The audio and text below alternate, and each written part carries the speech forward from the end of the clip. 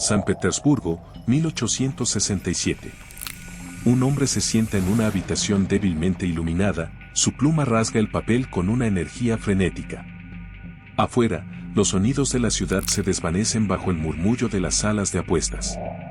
Este es Fyodor Dostoyevsky, no el busto de mármol de una leyenda literaria, sino una contradicción de carne y hueso. De día, escribe El idiota, una novela sobre la imposibilidad de la bondad. De noche, pierde su último rublo en la ruleta, buscando redención en el giro de una rueda. Así que, esto no es el genio pulido que ves en Netflix. Es una historia de presión, oscuridad, y lo que nace dentro de ella. Un diamante real. Tallado por el tiempo. Olvidado por casi todos. Fyodor Mikhailovich nació, literalmente, en el Hospital Mariinsky para los pobres. Su padre era médico. Duro. Paranoico. Ebrio de poder y de vodka. De día, atendía a campesinos. De noche, interrogaba a sus hijos como si fueran prisioneros. El joven Dostoyevsky dormía junto a la morgue. Jugaba bajo ventanas con barrotes. Los domingos, su padre lo llevaba a visitar a enfermos mentales, como educación.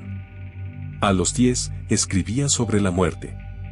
A los 11, vio morir a un hombre entre agonías. A los 13, ya sabía que las palabras podían cortar más que los cuchillos. Esto no fue el nacimiento de un genio.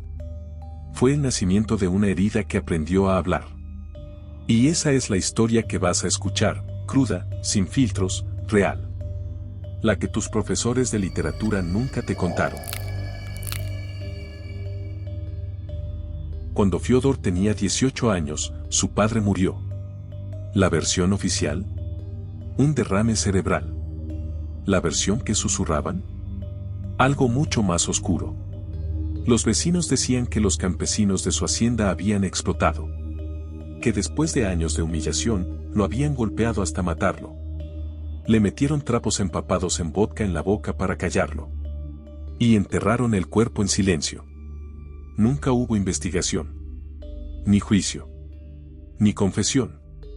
Pero el rumor nunca abandonó a Fyodor. Lo cargó como una mancha secreta.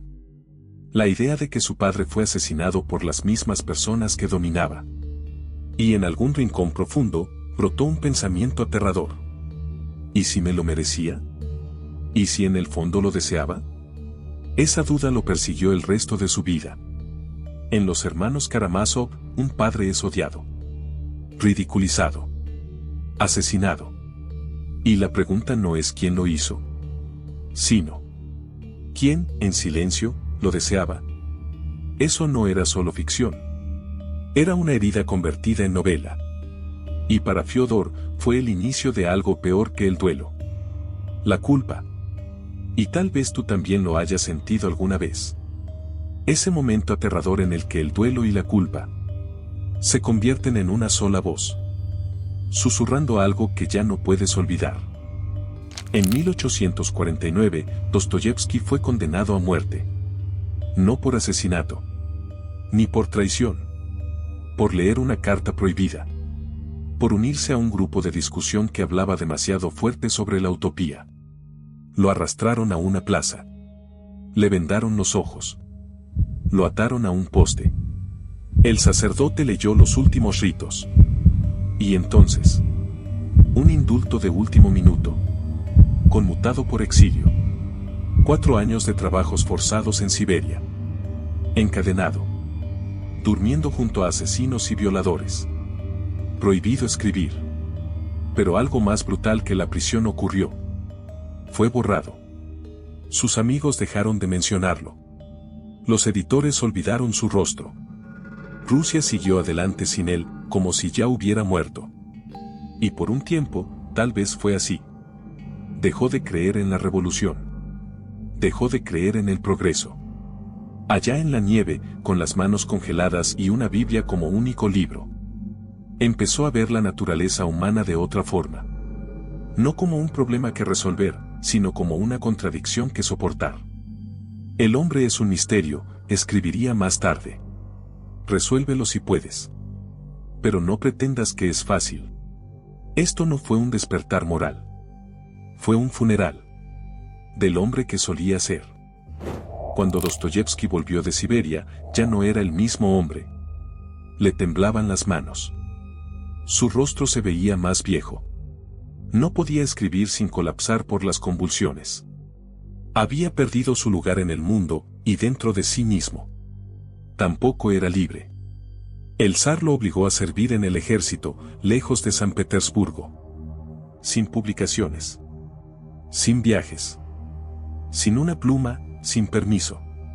Pero en ese exilio, conoció a alguien. María Dmitrievna. Viuda.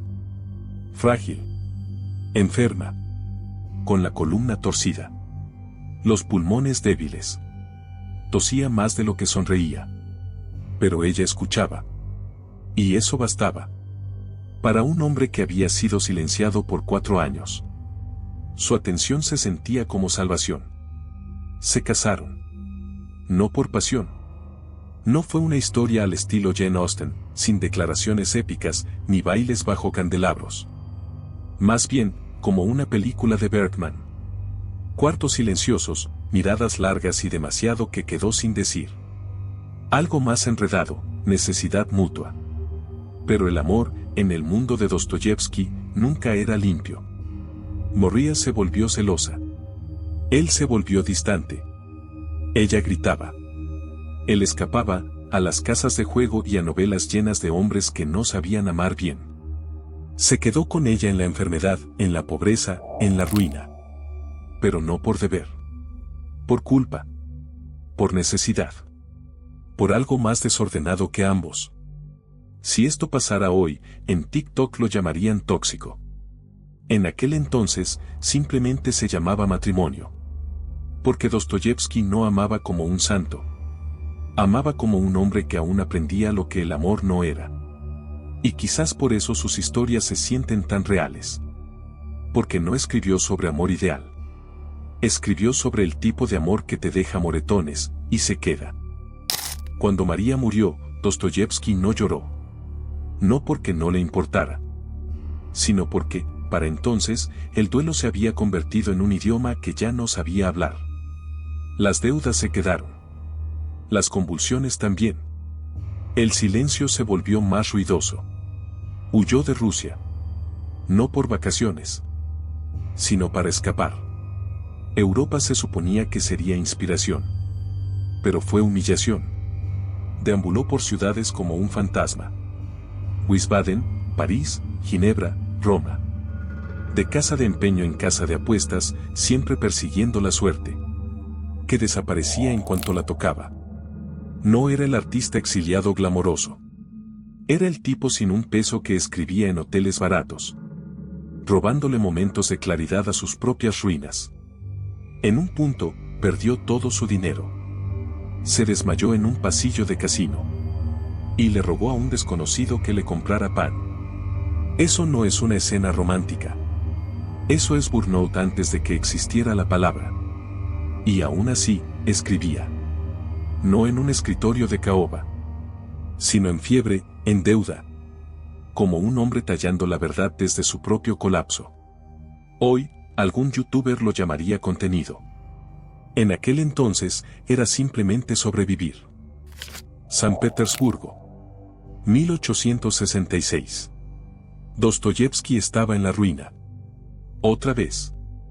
A un mes de perder los derechos de publicación de toda su obra.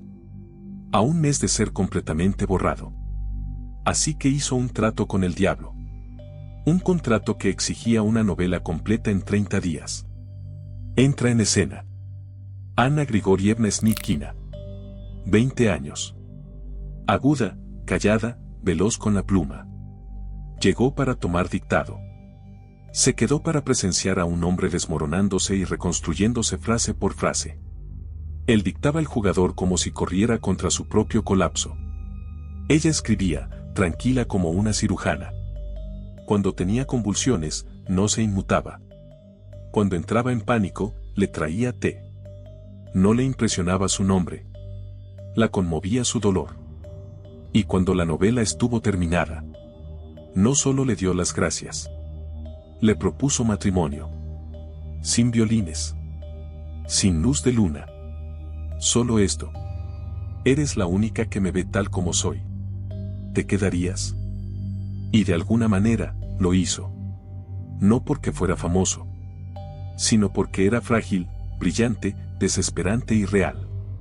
Si María fue una tormenta, Ana fue refugio. No lo completó. Le dio espacio para estar incompleto. En 1868, Fyodor y Anna enterraron a su bebé. La pequeña Sonia. 3 meses de vida. Murió en sus brazos durante un viaje familiar al extranjero. Sin sacerdotes. Sin oraciones. Solo una habitación de hotel, llena de calor, silencio, y una ventana abierta. Dostoyevski no gritó. No bebió. Escribió. Y lo que escribió, no fue para ella. Fue para él. Para sobrevivir lo que no se puede sobrevivir. El libro fue El idiota. Una novela donde la bondad camina entre la crueldad como un niño entre el fuego. Y aún cree en la luz. Pero esa luz titila. El príncipe Miskin, el protagonista, es amable, abierto, perdona. Y el mundo se lo traga vivo. No era ficción. Era un padre preguntando. ¿Es posible ser puro en un mundo que devora a los inocentes? Dicho en términos actuales, no fue terapia. Fue RCP espiritual. Porque Dostoyevski no escribía para hacer las paces. Escribía para no romperse. Y Anna no trató de arreglarlo. Sostuvo el espacio. Tecleó. Se quedó. Hay duelos que no se sanan. Se traducen. En una voz. Un personaje. Una frase que tiembla, pero aún habla. Wiesbaden, Alemania. Una ciudad sin piedad, solo casinos y relojes. Dostoyevski llegó con Ana. Una esposa nueva. Una segunda oportunidad. Y a los pocos días, ya estaba de vuelta en la mesa de apuestas. Le había prometido. Nada más de ruleta. Y aún así, empeñó su abrigo. Luego su broche. Luego su anillo. Una noche, lo perdió todo. Entró en la habitación que rentaban. Con nada más que vergüenza. Y una respiración temblorosa. Ana levantó la mirada. Y él dijo. Juguemos otro juego. Yo dicto. Tú escribes. Y recuperamos nuestra vida. Tenían 26 días. Él dictó el jugador como un hombre poseído. No por el genio, sino por la desesperación. Ana escribió sin parar. Sin correcciones. Sin repeticiones. Solo dolor convertido en historia. Terminaron un día antes del plazo. Ese manuscrito no solo salvó su carrera. Salvó su alma. La cultura moderna ama las historias de Hassel. Pero esto fue supervivencia con una pizca de fe. Y Anna. Ella no solo se quedó. Ella creyó. No en el hombre que era, sino en el que aún luchaba por salir del abismo. Y, por una vez, él no perdió. Antes de Breaking Bad. Antes de que el Joker bajara bailando por las escaleras. Ya existía Raskolnikov.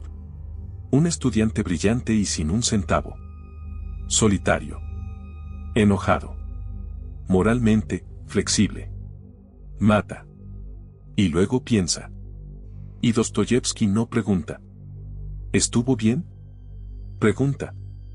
¿Y si lo peor que hiciste es lo más honesto que hay en ti? Crimen y Castigo no fue solo una novela. Fue una resonancia magnética psicológica. Escrita por un hombre que había probado la pobreza, la cárcel. Y el olor de la sangre en las manos. Aunque fuera en sueños. Raskolnikov no era ficción. Era el yo dividido de Fyodor.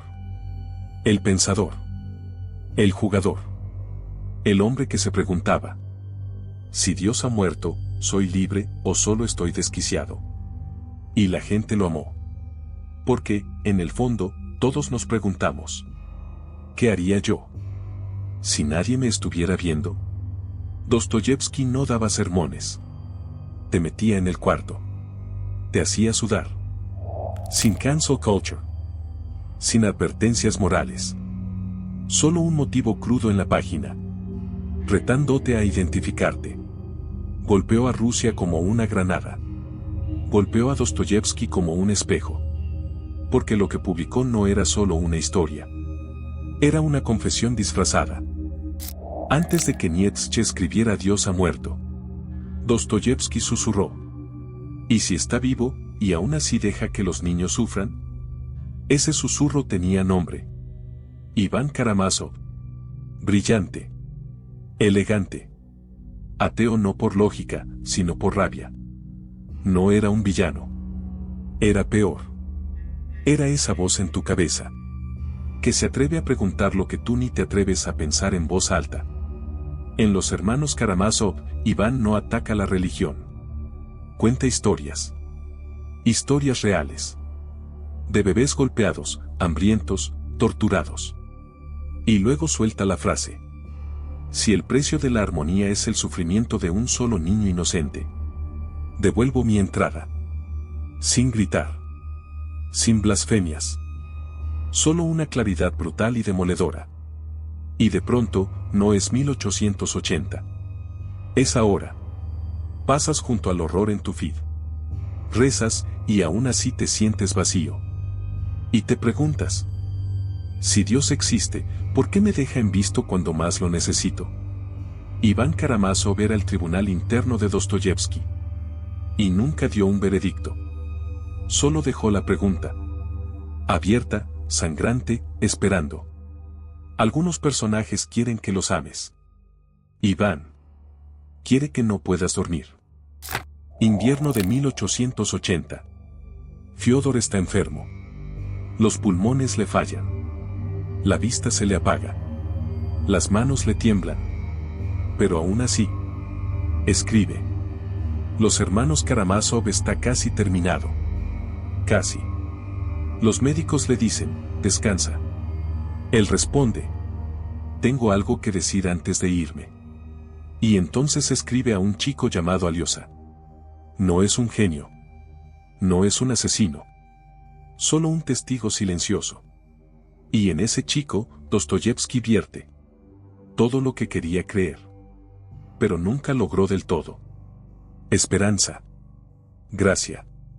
Un perdón que no suena a debilidad. Debes saber que no hay nada más elevado, ni más fuerte, ni más sano y bueno para la vida, que algún buen recuerdo. Eso no es solo prosa. Es la bendición de un hombre que está muriendo. No cierra la novela con un moño perfecto. La deja respirar. Como la vida. Como el duelo.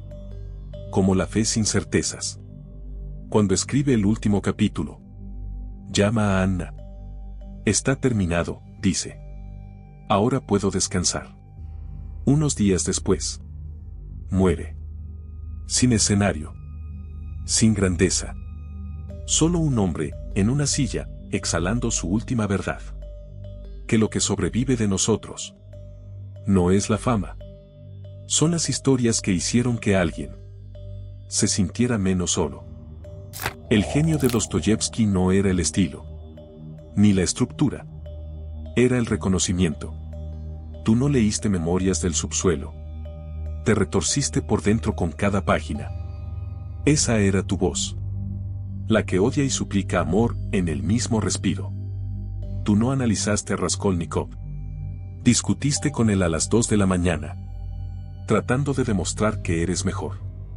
Aunque sabías, en el fondo, que no. Y cuando Iván Karamazov pone a Dios en juicio, asientes. Porque tú también has dictado esa sentencia. En tu propio infierno silencioso.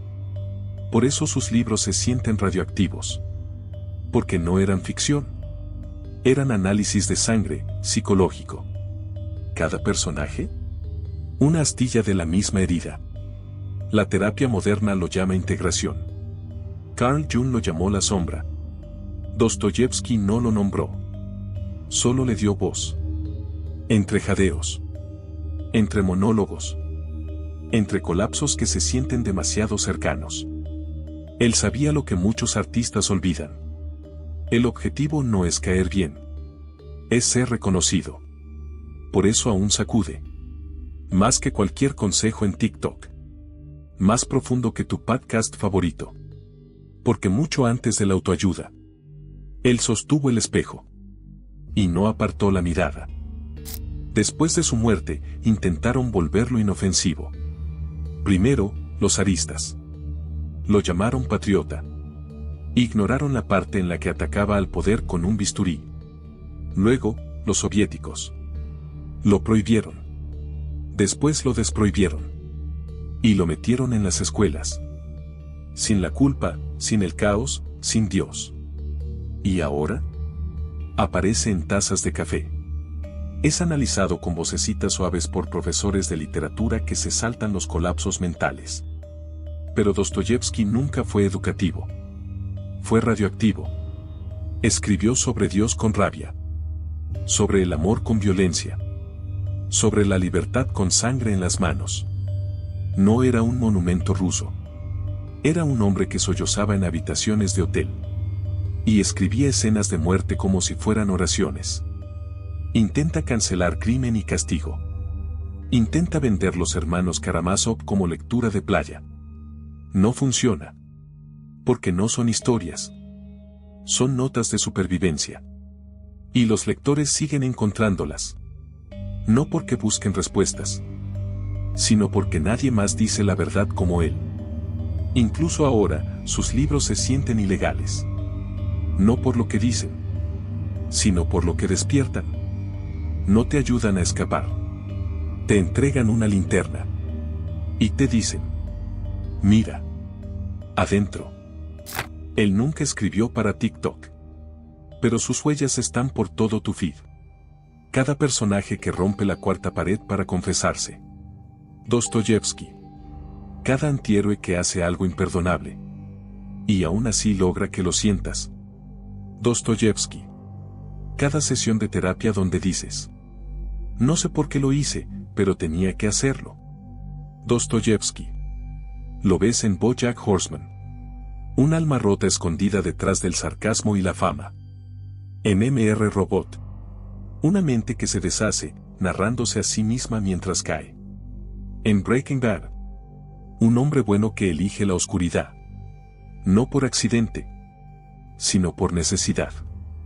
Incluso Jordan Peterson da cátedra con un tono dostoyevskiano. Pecado. Culpa. Sentido. No como filosofía, sino como guerra existencial. Y en consultorios de terapia por todo el mundo. Sus preguntas aún resuenan. Si sufro, ¿es porque lo merezco? ¿Mi culpa es real o heredada? ¿Puedo ser libre sin romper algo sagrado? Él no inventó la psicología. La vivió antes de que tuviera nombre. Sus libros fueron estudios de caso. Antes de que existiera el DSM. Y quizá por eso nos siguen atrapando. Porque detrás de cada frase viral, cada antihéroe moderno, cada espiral de autoayuda, hay una voz rusa. Susurrando. Ve más profundo. Y no parpadees. Fyodor Dostoyevski no quería ser admirado. Quería ser comprendido. No ofrecía paz. Ofrecía espejos. Agrietados, temblorosos, reales. Escribía para quienes sienten demasiado. Para los que rezan y maldicen en el mismo suspiro.